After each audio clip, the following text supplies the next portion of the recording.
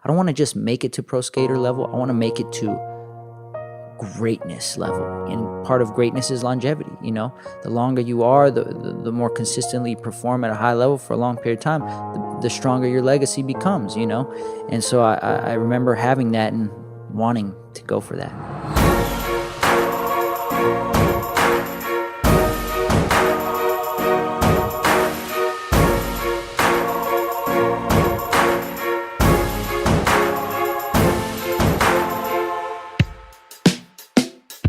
Hey everyone, you're tuned into the Founder Hour. I'm your co-host Pat. And I'm Posh. And today on the show, we're joined by Paul Rodriguez, a.k.a. P-Rod. What's Paul, up? it's great to have you on, man. Thank you. Thanks Happy for to be opening here. up your home to us. No problem. Thank you for coming by. Some fellow Valley heads, you know? I was about to say, we're practically neighbors and Yeah. grew up in the same city, which is really cool because you don't meet too many people That's dope. from Northridge. So Yeah. if anyone's from Northridge listening, shout out to you. Shout out What to hospital Northridge. were you born at? I know it's a weird I was question. actually born in Tarzana Hospital. Same here. Really? Same here. That's dope. Yeah. Tarzana boys. I think I remember meeting you when you were first born. Yeah, we must have ran each other Yeah, at the maternity ward there.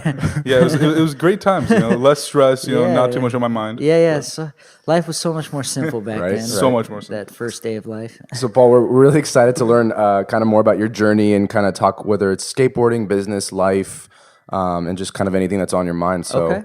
I guess to kick it off, what was life like as a kid growing up in the Valley? Yeah, life was nice. I mean, no complaints. I grew up literally 5 minutes from where we are right now, Northridge.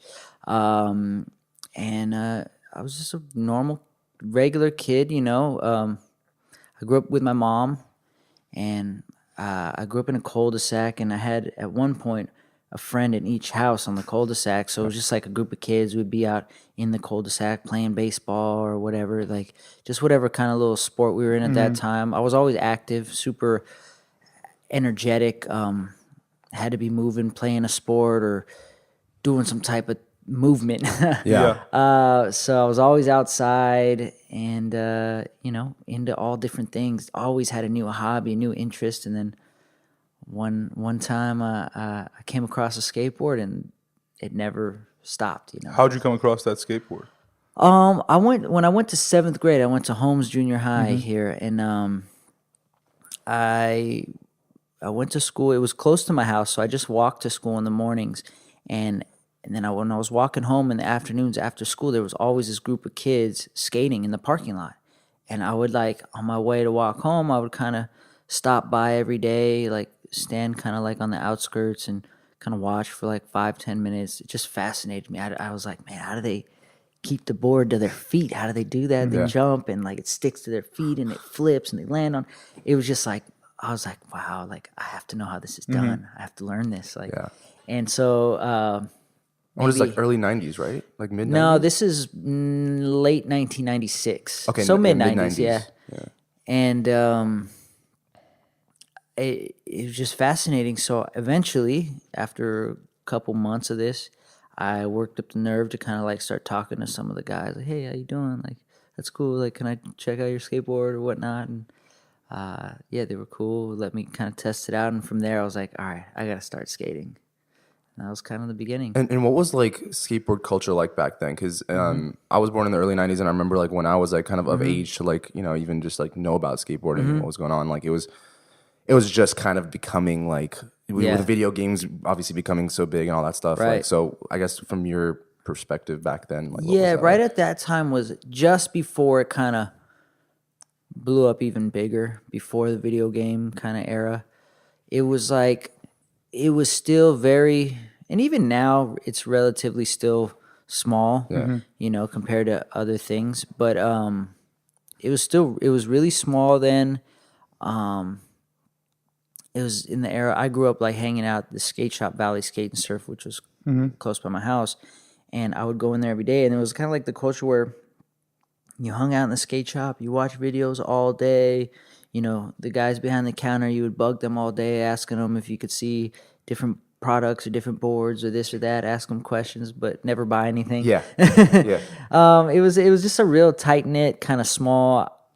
I want to say still underground kind of thing at that point. And to me, it was so magical. Everything about it was just so oh God, this is the coolest thing ever. I can't believe it. From like the tricks that people would do to like all the equipment involved, like the boards, the grip tape, the wheels, everything was so fascinating to me. Like all the clothes, the skate clothes, what skate brands are there? Like it was just everything about it was just, oh my God, like. But were you skating at to the do time? this. Had you started? Yeah, I just started. So like once I really just started, once I delved into it, it just became obsessive and it became my whole life and everything I thought about or looked at and did. Like I went from like just being a normal kid watching regular TV, like The Simpsons or whatever it is I was watching all the time, to like I didn't even watch TV anymore. I would just only watch skate videos. So when I was watching TV, it was just videos, only videos, and just studying them and then reading every magazine I could find, skate magazine, and just falling in love with it. But that era was like, to me, I think everybody growing up, they have their personal golden era, but to me that was the golden era where like that era of skaters, pro skaters, were really like responsible from taking skateboarding from like kind of ramp skating, backyard pool skating, to like really starting to get the street skating to be the most popular thing. Yeah. So it was kind of like a transition phase. So I came into it as street skateboarding was just exploding. Yeah. So you're obviously like super, just from the get-go, super passionate about it and just kind of obsessed, like you said. How did you like learn? Because I remember when I was like trying to learn skateboarding, like as soon as it got to the point where I had to like do a kickflip or something, I was like, I checked out. So Yeah. how did you like learn? How did you kind of keep getting better initially when you first get? I had a friend who I became close with in junior high, actually just before we got into skating. So when I first went to junior high, I was like really into playing guitar. I wanted to be in a band and like have my own band and everything. Do you Which still play? explains the two guitars behind you. I can still play a couple chords and all that, but I'm not like anything incredible. But so I met this kid. He looked kind of similar to me, just like me. His name was Sammy, and he happened to play guitar also. It was like, whoa, dude, we're like same kind of dude.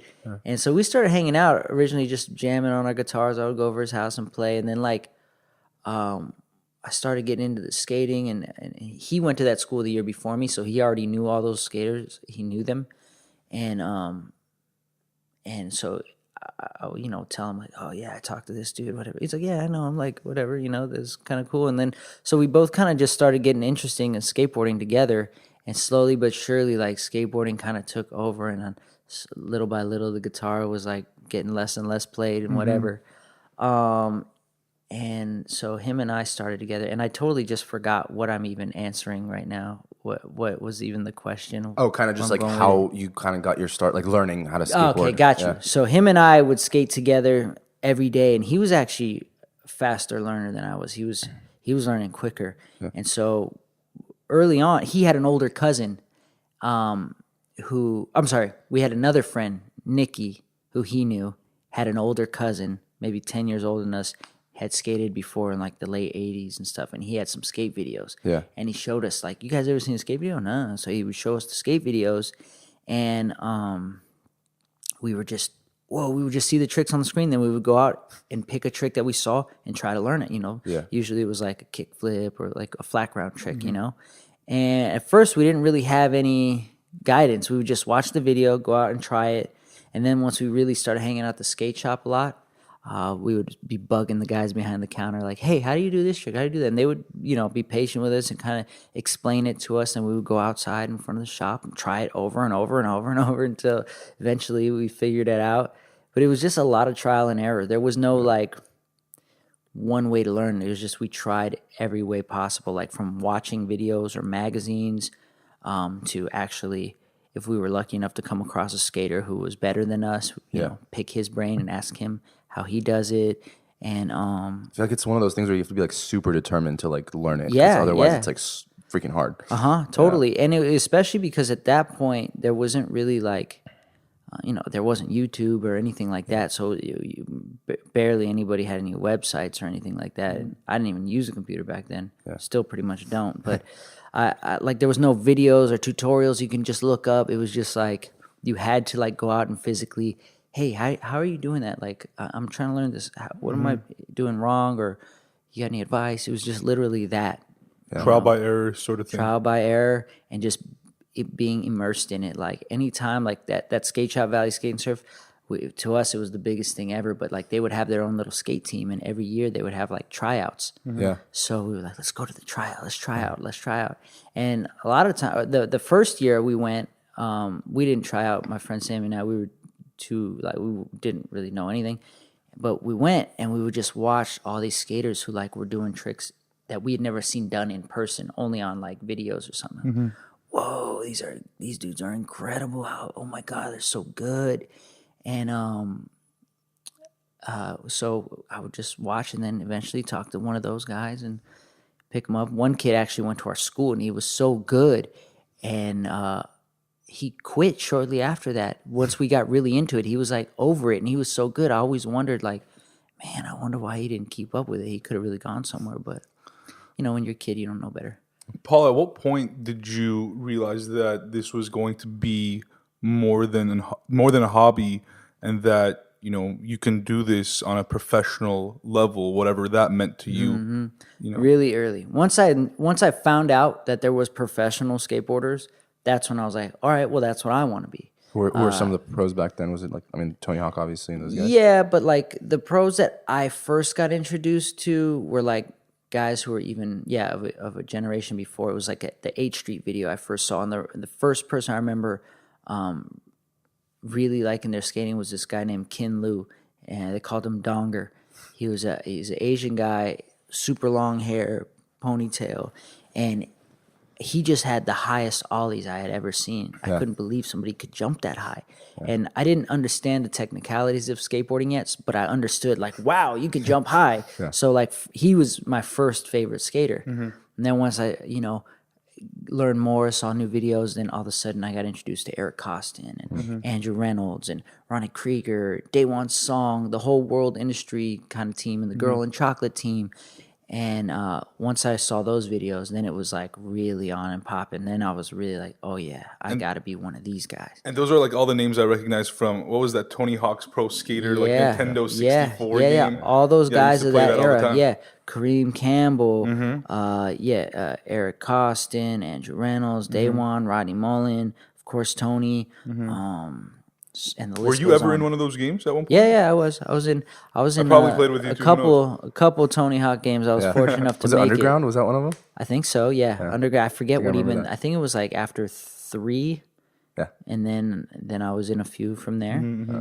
It's been a while though since I've been in a video game. I don't really have them out no more. Yeah, so I know from that time when you first like picked up a skateboard, like it was shortly after when you kind of just like, decided like I'm gonna go pro, like those couple of years, and I think you were in high school at the time, right? Yeah. You left high school to become pro? Yeah. Tell us about I tell us about the vision. dropped out Tell of us about the opportunity you saw back then. Yeah. Like obviously skateboarding was becoming bigger, and what did you Man, see? I really miss having that kind of innocent naiveness that I had back then. Early on, it was all like a big dream. There was never any doubts or insecurities because I hadn't had enough life experience. You didn't know. To form you didn't any, know what you didn't know. Yeah, exactly.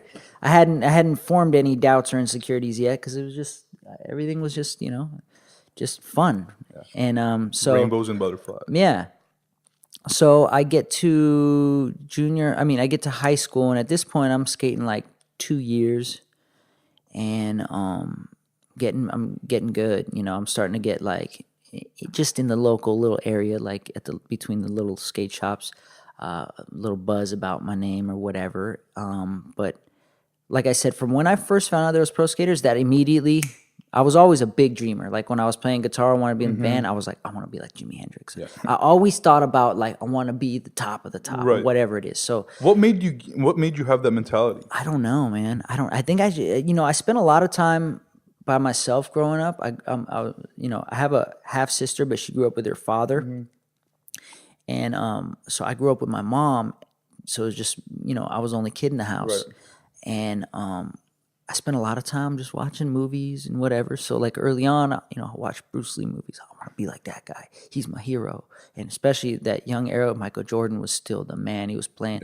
I want to be like Michael Jordan. I love Michael Jordan. So I always had these big heroes that I was always like, I want to be like that guy. Mm-hmm. Even if I didn't play basketball, something about Michael Jordan, I still was like, he made me feel like I wanted to be great at something. Yeah. Same Yeah. thing with Bruce Lee. He you knew know? he was good. Like, he just Yeah. watched TV and he had He that swagger. And transcended like, yeah, he was just basketball. You know, he was bigger than the sport. Same with like Bruce Lee, you know. So I always like grew up having these heroes and like looking up to them, and they always made me want to be like great at something, whatever it was, you know. And so every time I fell into a hobby, whoever the top guy was, I want to be like him, you know.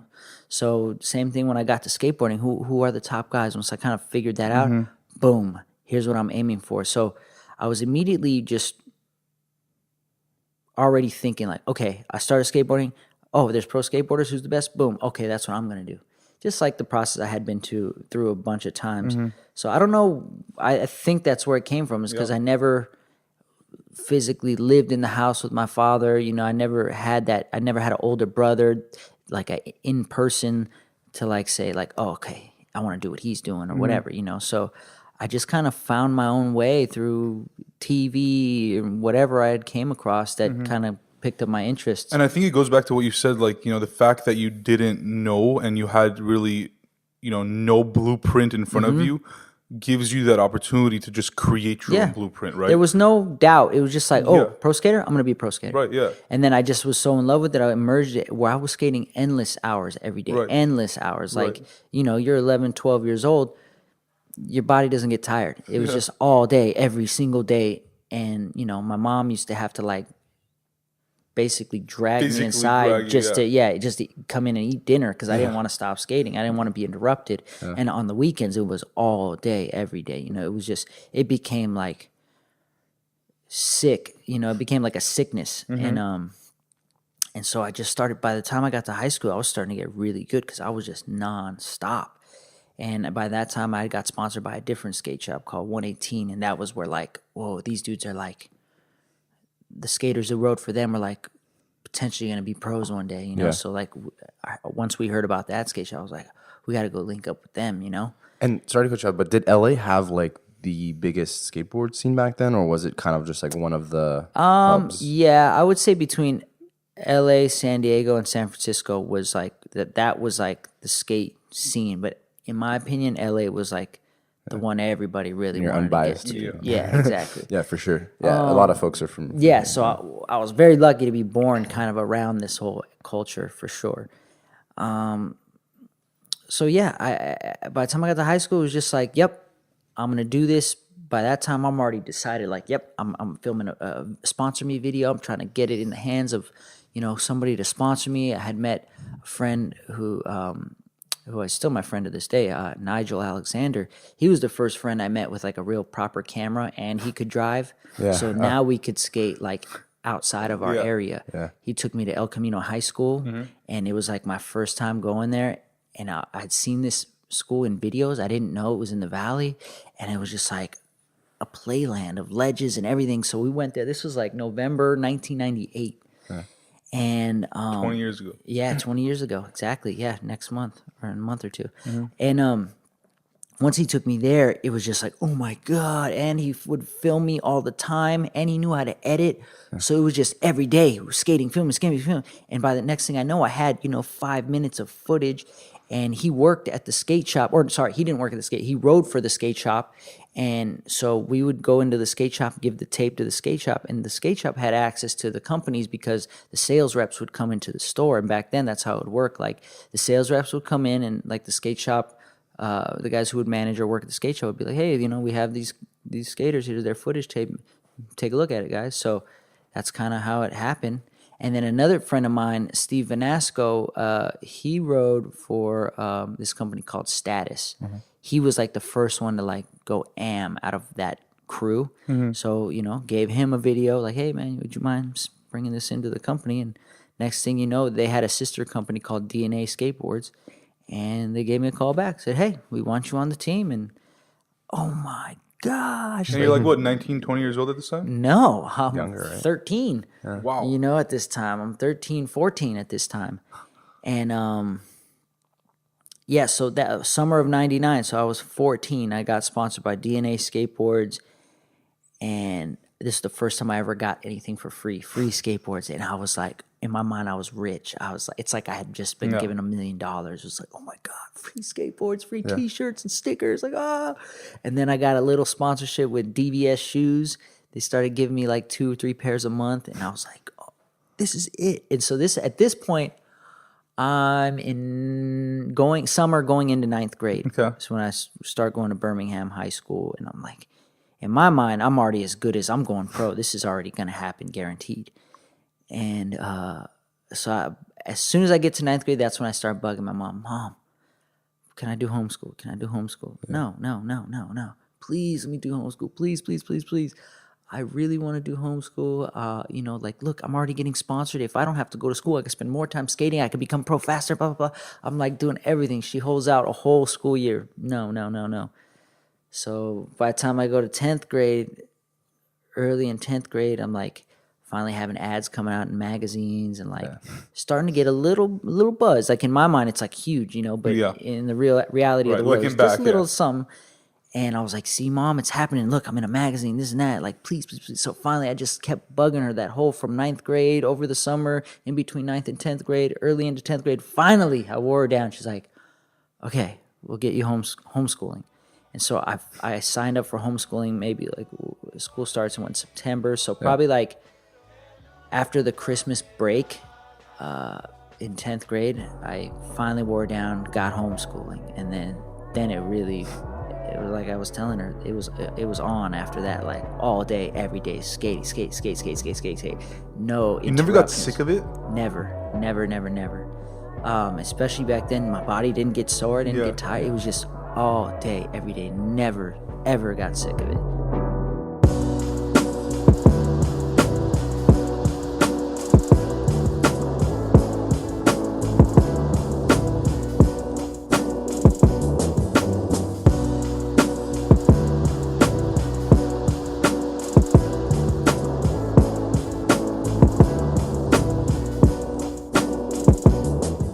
Obviously, you said you had a lot of friends around you that were skating at the time. I'm not sure if they got the same type of recognition that you did.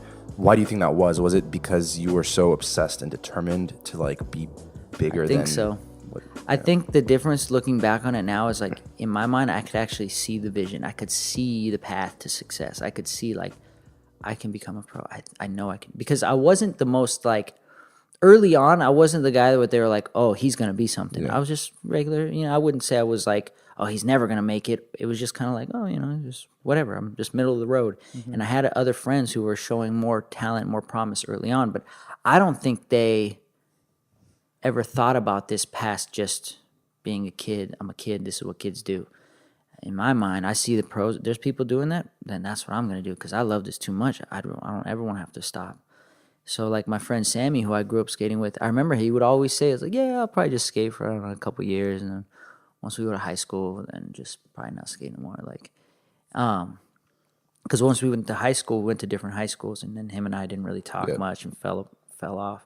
And I just kept skating, and he stopped. And I've linked up with the new group of skaters at the new skate shop that I was skating for, and they were more serious about it, and they knew.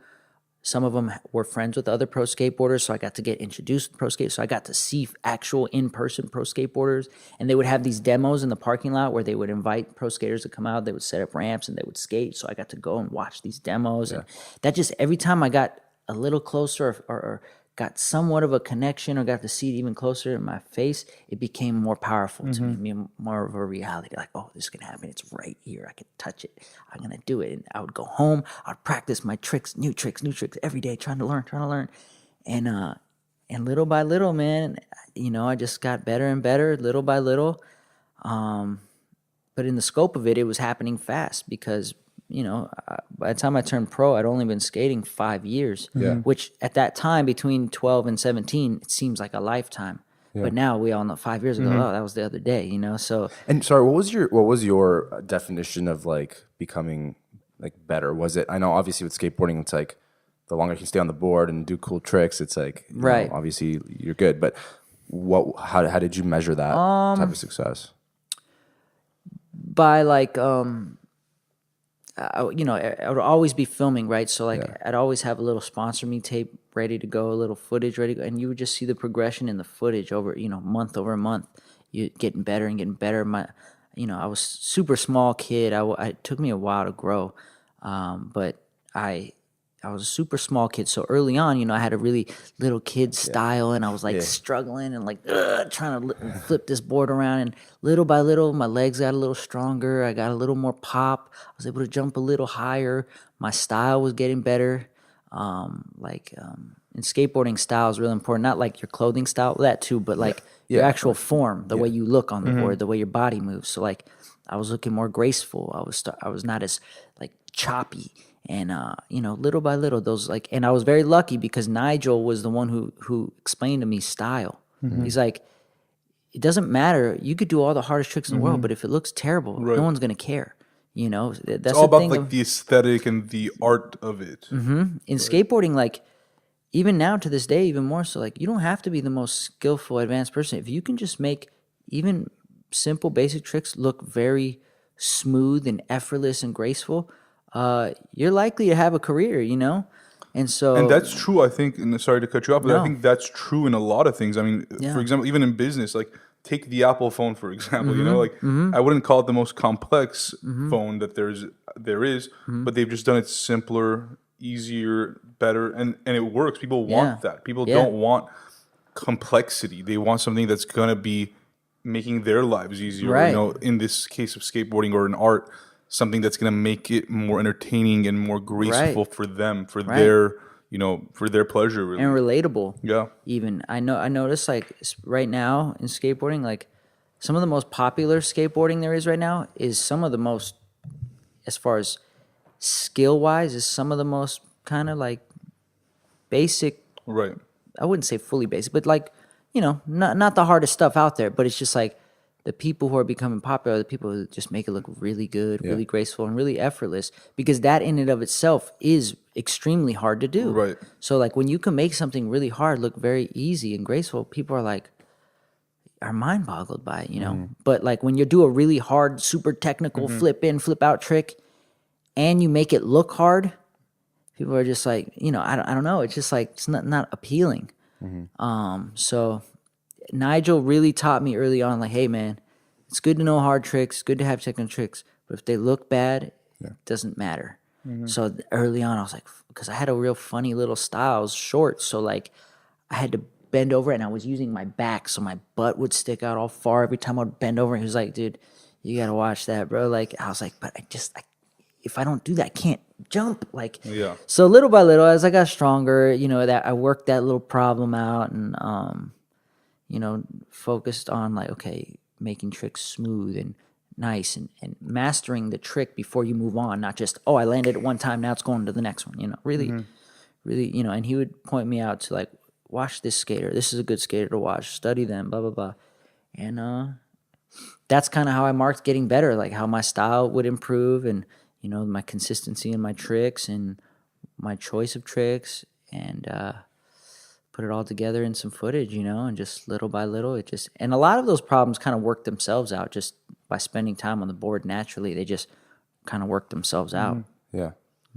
And fast forwarding kind of to when you broke into the scene, what was that like in terms of, your life and how that changed and how you had to kind of get used to now being this professional skateboarder that was competing and winning all these, medals and awards and accolades? Yeah. So, it's hard to say this without, I don't know, I don't want to sound You could brag. cocky or overconfident, but like I had dreamed it and pictured it so much early on that when it finally happened, it just felt like that's what it's supposed to be happening. Right. It felt, this is what's supposed to be happening.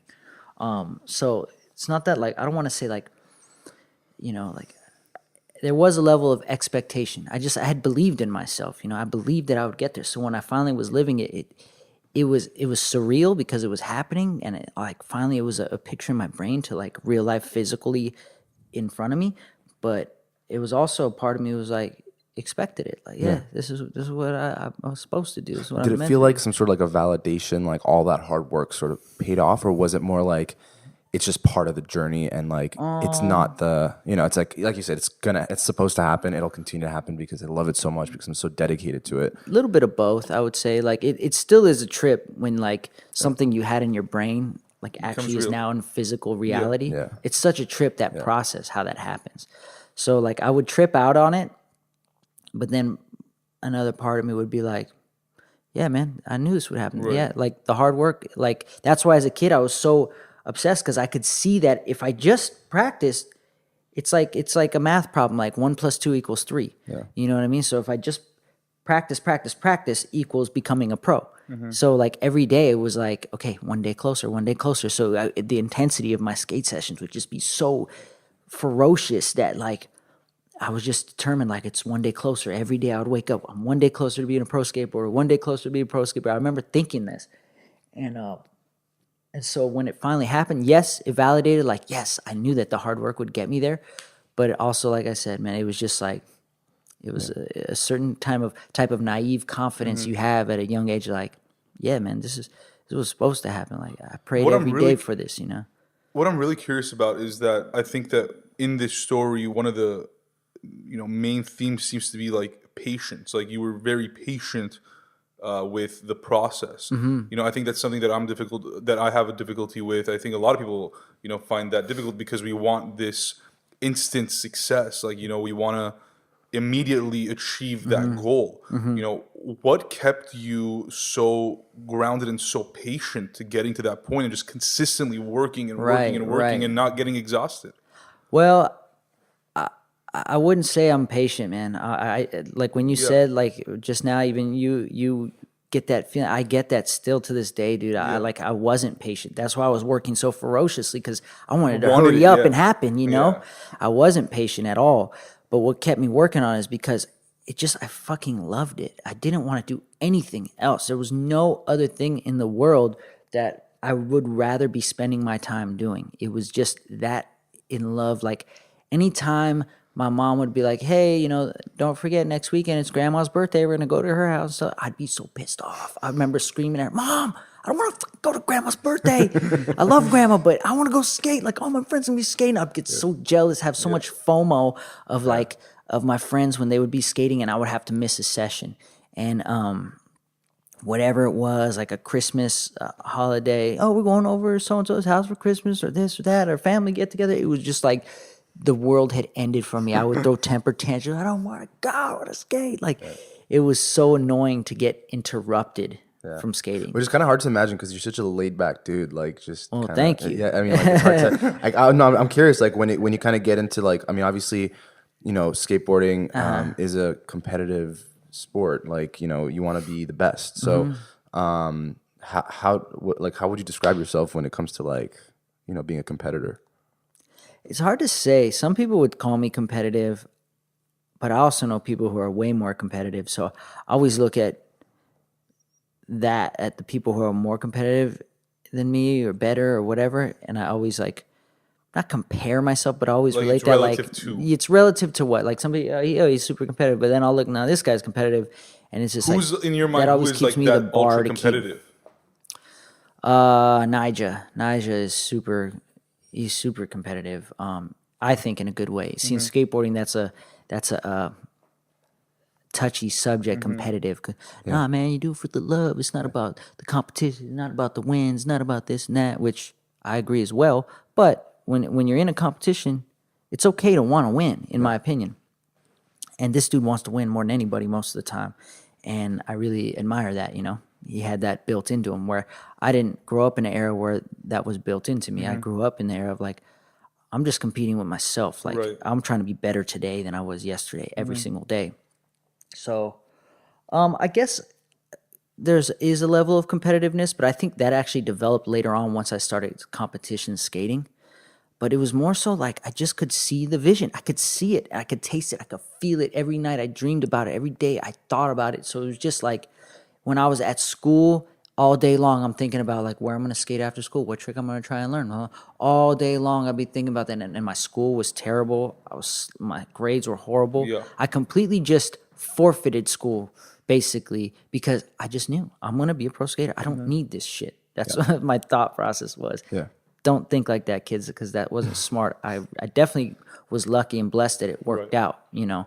But But it also goes to say, like, when you know, like it right. sounds like the more we're talking, it just sounds like you had this realization that a lot of people, like in business or just in life, have, that it's like when you're onto the right thing, whether it's an idea, whether it's a skill, it's like, I'm just gonna, like, why waste my time trying to figure something else out and do what everyone I'm supposed to be doing, quote unquote. Right. It's I was like, so you know. young and so lucky, and my vision was crystal clear. I could see it as clear as day. I could, like I said, I could taste it. Every bit about it, I just was compelled and felt it. I was 1,000,000,000% committed to the whole You process. just put in the work. It was just a matter of Yeah. time until you got to And it was just rock star natural for status. me. It just felt natural to be like that. And I think that's what separates the greats from the not so greats, is that they see it. You got to envision it. I mean, even if I know it's arrogant, I know it's cocky to say it at the end. Oh yeah, we already saw it coming, because that's what we expected. But I think you have to see it, and then you have to just put in the work every single day, which is where people fail.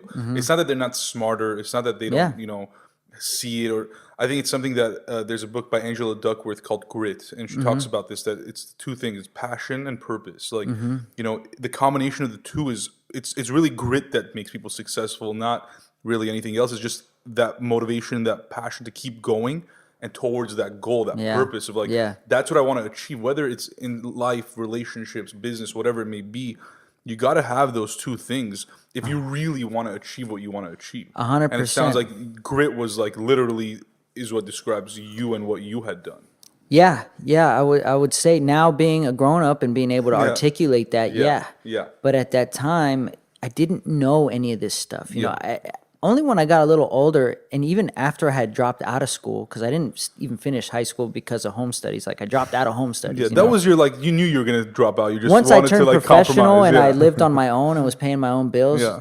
I was only 17 at that time, and I was still, like, in homeschooling but failing out. And I just said, "Sorry, Mom. Like, I'm paying my own bills. I'm paying my own way. Sorry." But did you ever think, like, what if this doesn't Not even yield 1 a second. career Not life even for me? one tiny second, which is insane to me to think now, because now as an adult, unfortunately, I have lived enough life to now I understand. I've looked back on my path, I'm like, damn, I'm so lucky. Like, I didn't have an injury to stop me from that getting to that point, or I had so many friends who all kind of had a similar trajectory and similar kind of momentum going into this pro skateboarding that fell on the wayside. One stumbling block after another, whether it been, getting to an age where you like getting super into girls and partying, and then you completely lose focus, or you getting, getting pressure from family, friends, or girlfriends, like, why are you doing that? Go get a job, get a real thing, do this or that, or injuries, or just whatever life, even drugs. Some people, fell off the wayside. How did you block that noise? I didn't have to block it. I was so in love with skateboarding. Skateboarding just blocked it. None of that shit existed to me. It didn't even touch my radar. You were like tunnel vision. Yeah. And I'm so lucky. It just was natural to me to be that way. I was getting such a high off of skateboarding that, like, it didn't appeal to me to do any of this stuff. You know what I mean? Like, it didn't appeal to me to, like, be interrupted. It was a mission in my heart and in my mind. This was a life mission. It was like, if I was a Navy SEAL and I was given a mission to go, capture Osama bin Laden, like, it was that important to me. Yeah. Like, must complete the mission. And I didn't, and I'm very lucky that just came out of the natural. Just, I was that in love with skateboarding. That's just natural to me, Yeah. Whereas now, being an adult, I'm in this weird phase where I'm like, okay, I have to start looking at what the next chapter of my life is. And for the first time in my life, I feel confused sometimes, like confused, or like, I don't know what to do, or is this where I want to be? Where's my passion at? Mm-hmm. And actually right now, I have an injury. It's the worst injury I've ever had in my life, which I don't know if you guys even already knew, but, like, you might not notice it because you see me walking around, but 3 months ago, I tore my ACL, my meniscus, and my MCL in my leg.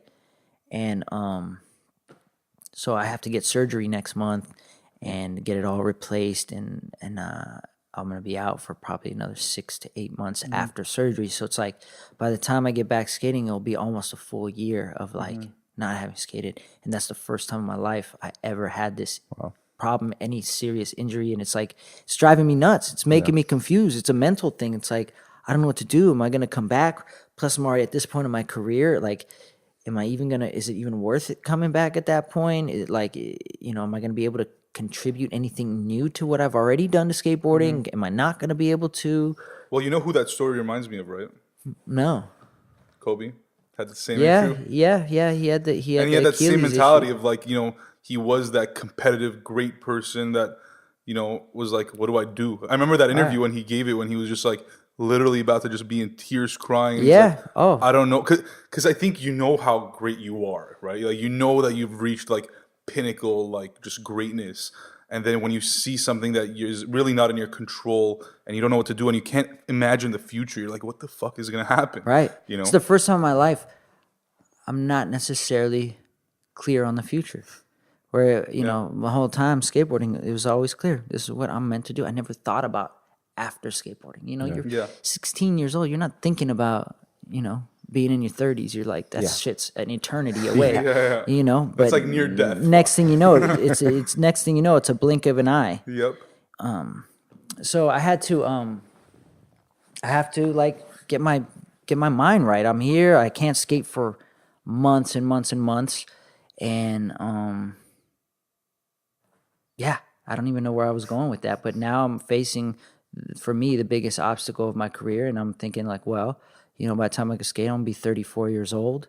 Before I got injured, just 3 months ago, I was skating great. I was having a great time. I just came back from Europe, got a bunch of great footage, was feeling really good. My body feels good. So I wasn't thinking like, oh, I'm 33, I should be winding down, but I was feeling great, and I still do feel great. I'm still taking care of myself. I'm doing rehab extra crazy. I'm working out more often just to keep my body ready to go. So I guess we'll have to see, but it's just such a while away from now. You know what I would love to see is like, you talk about footage. He's about to give you some advice. Oh no, I mean, you talk about footage. Like, I would love for you to like document this. Like, I don't know if this is something that you're doing. Oh, I have. Like, I mean, you're gonna like, obviously, you're a young dude, man. Like, you're gonna come back and you're gonna come back strong. So like, just to see that is gonna be really cool. Like, if you go on my YouTube channel, P-Rod Vids, Prodvids. Love it. I have right now there's only 2 parts on it, but it's called The Road to Recovery. Amazing. So it was the first one was like right after it happened. You know, it's just the progression, you know. Every month or so I'm planning on putting one out and just show the progression all the way till I get better is the idea. Perhaps even like shooting content around other athletes that have gone through this. I think, and seeing I think for you on a personal level, it might, you know, help out in terms of your mentality and, you know, you being more at peace with just the situation, but at the same time also kind of humanizing athletes to the just public that look, even us, we go through the same things that other people go through, and just because we've achieved this level of success doesn't mean that it's going to stay here forever. Like, we have to continue elevating ourselves. Like, I see a lot of people fall to that. It's like, they get into success, and in their mind, they become comfortable. This is lasting forever. They don't think about the next guy, you know, salivating over their spot. You know what I mean? It's a pitfall. I've seen a lot of friends. Skateboarding's a hard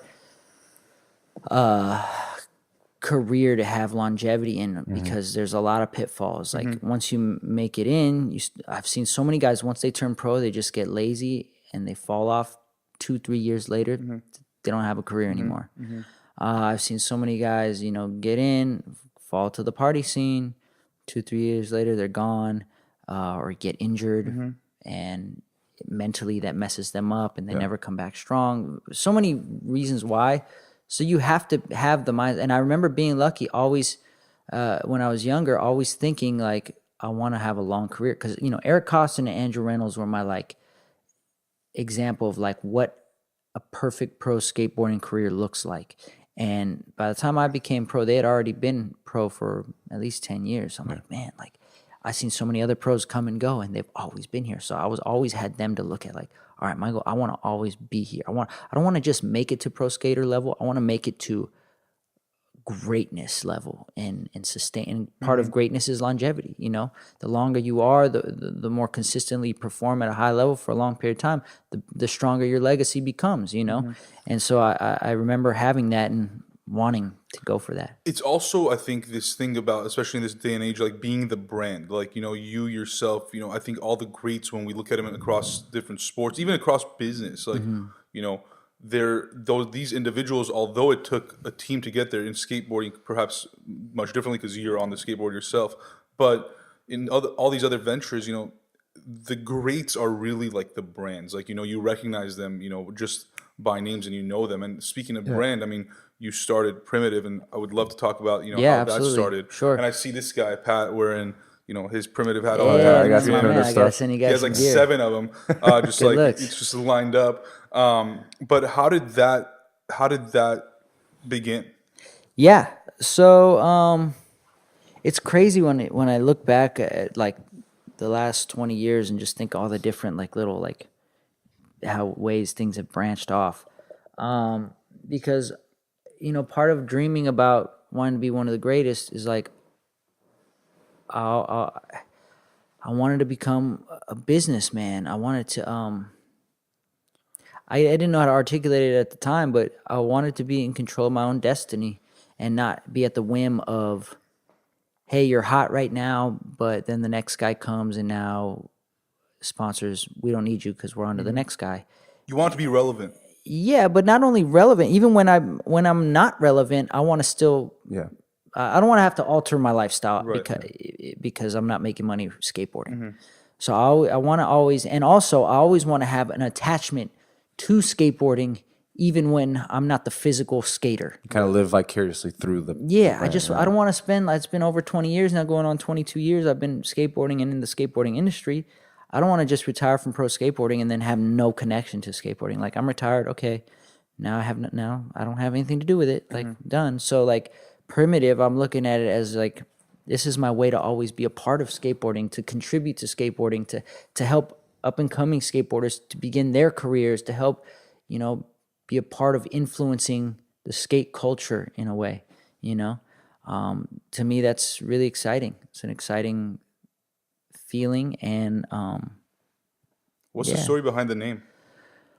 nothing too crazy. A friend of mine, my partner, who we started this brand with, Andy Netkin, he was also one of the guys who used to work at the skate shop, 118, the good skate shop, you know.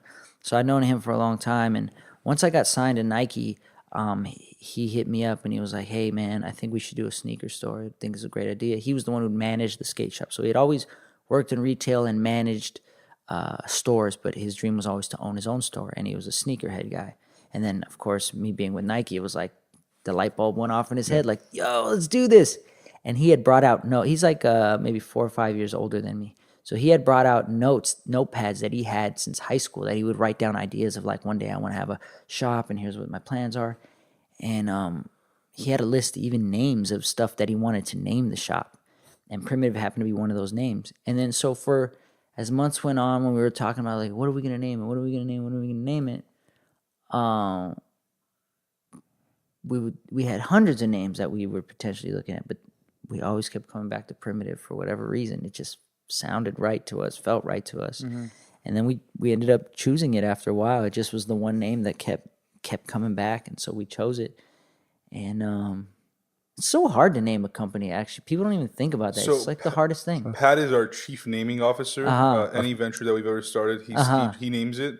Like the founder hour, he literally came up with That's it. great. It's fun. It's a creative process. It's just It you kind of is. just sit But down. it is tough. Yeah, because like you have nothing to go off of, so you're just second guessing yourself, like, blah blah blah, and you're like, yeah, that sounds cool. And then by tomorrow, you could be like, You find like every reason why it's not good. And then Yeah. you just try to like And jump then to you the next go on one. Yeah. like GoDaddy, and you're like, oh, can't name it that because they don't have the yeah, domain. oh yeah, Yeah. even now, oh my god, even more so. Instagram handles and domain Yeah. names. So important. it's just it's super different. Naming a brand is harder than people think, and yeah, Because you got to get it right. yeah, absolutely. So I've watched the Nike campaign. I know you mentioned Nike. I watched that Nike SB video that you did where there was like a few appearances. I think Kobe was one of them too, just kind of walking in the back. Yeah. How did that partnership come about? And, what have you learned from that? I mean, there's so many things. I don't even know which direction to even take that. Wait, when did it start? Let's start with I that. signed with Nike in 2004. Okay. I was 19, and this my friend Nigel, who was the guy who I told you drove me around first. He worked at the skate shop at this point, and he Pays was to drive your friends around, by the way. I'm just saying. what's that? Oh no, I was telling the listeners it pays Oh, yeah. to drive your friends around. Yeah, it does. He at this time he was now my roommate. I was already professional, well-known skater at this point. We lived together, and he's at work one day, and I'm already riding for another skate brand at this point. I already have like samples of a signature shoe that I'm about to launch, in a few months from then. And I'm just at home. One morning he calls me. Hello, yeah.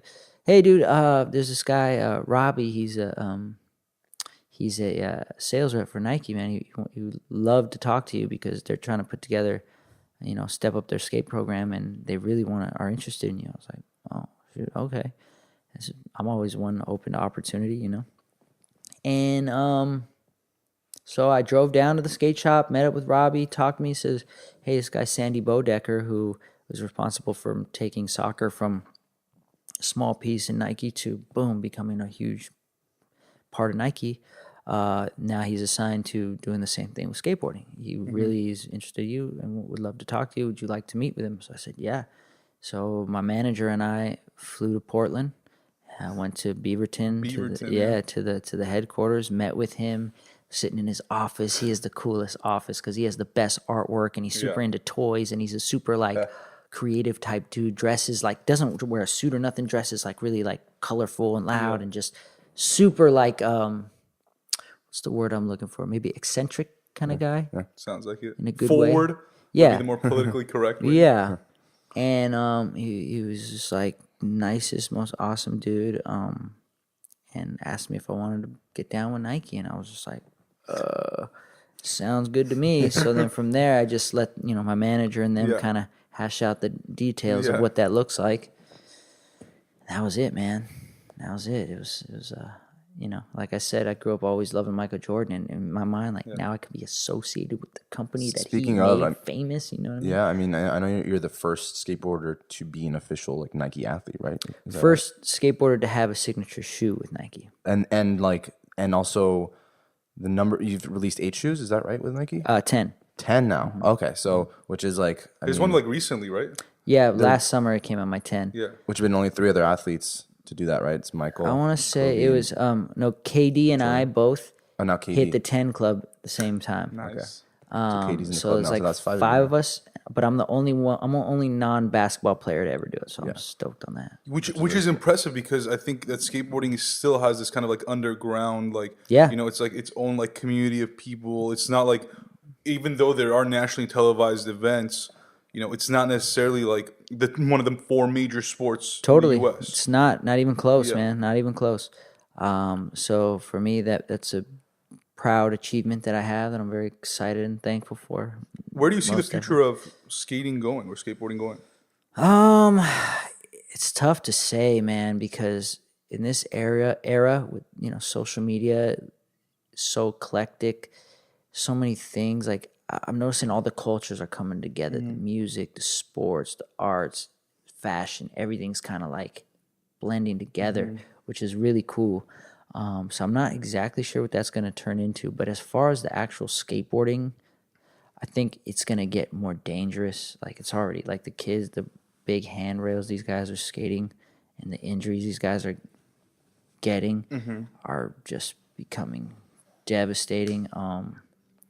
But is it just from the desire to be different, to not do what's been done before? Is that skateboarding is all about progression, we gotta move forward, It's kind of like the dunk contest, in basketball. It's how many types of dunks can a human being do, and you kind of just end up trying to be creative, but sometimes it backfires. Yeah, but in skateboarding it's different because there's an endless amount of combinations and there's endless amount of obstacles you can skate. Right. When I drive down the street, I'm looking at architecture different than the average person. I'm looking at look at that ledge, look at those stairs. Oh, that's a gap. So you might come across some weird architecture that is just a unique obstacle, and if you can envision yourself skating it and doing some tricks on there, that in itself is different. Even if you're doing a common trick, you're doing it on a unique obstacle. Or even if you're skating a basic obstacle, you're doing a never been done before trick or combination of tricks. So it's hard, but not everybody does. But there's still like that thing I was talking about, style, or you still got to make it look good. It still has to be. The thing I always found, the skateboarders who I was always drawn to were the ones on the videos that I would watch and be like, he makes me want to get up from my seat and go skate right now. If you make me feel like I want to go skate, then that's the type of skater I like to watch. So I think probably a lot of other skaters would relate to that. But where I see it going is just, like, of course, more stylish, more smoother, fluent things. And the technical, what used to be the hardest tricks ever are going to start becoming the more basic tricks. And people are going to make what my generation thought were the hardest tricks. They're going to make them look so easy and graceful and finesseful, and they already are doing that. And I think especially skateboarding is going to be in the Olympics, so I'm real curious what's going to happen with it from there. Is this the first one in the next Olympics? In 2020. So I'm curious what's going to happen from there. Well, in 2028, we'll see that live in LA. Yeah, it's true. That's true. So to answer your question, I don't know where skateboarding is going. I think it's getting a lot bigger for sure, a lot more opportunity, especially with social media. Right. A lot of these skaters who don't have traditional sponsors are still making careers for themselves through basically Influencer being marketing, skate influencers. Yeah. Yeah. So I think it's good. I like where skateboarding is at, to be honest. If you had to answer the question of how or what has translated the most from being a professional skateboarder to being an entrepreneur, what would that be? I guess grit or persistence. Skateboarding is all about falling down over and over and over and over and over. Literally. Yeah, literally, but getting up and eventually succeeding. And I think being an entrepreneur, especially, Primitives, we just celebrated our 10-year anniversary, and there's been a lot of falling down over that 10 years. But thank God we've gotten up every time, and we're still here. And we're finally like starting to land our tricks, you know what I mean? So, and I guess on that point, like, how does like a brand like Primitive like transcend you as well? Like, you're done and you're kind of like not in the forefront of skateboarding anymore. I think in a lot of ways, the story we tell, like through our artwork, through our boards, through our clothing, I think through our skate team is very vital because they're the guys who we pick to represent the brand, who we feel kind of align with the brand, I guess, ideals or whatnot, and who are going to be who are the ones pushing skateboarding now to the next generation, to the next. These guys are the next generation. These guys, I believe, all the guys on our team are the next. And becoming the next skateboard superstars, So that's kind of what I think Primitive is about, progression and pushing forward. Of course, we take great care in our artwork and want it to be visually pleasing as well. But, at the core of it, we're skateboarders. And we started in skateboarding, and it's very important to us to always contribute to progression and who we pick to be a part of our team, how they as individuals are doing their part in pushing skateboarding, That's kind of my thought on it in a nutshell. Love it. Love it. Well, Paul, it's been such a great conversation. I love, it's so unique because like we haven't sat down with like someone from your perspective to be able to tell the story of like being a pro athlete. And when it comes to skateboarding, there are so many parallels with just like life and business, and there is, everyone can really relate to that story, and I'm excited to see.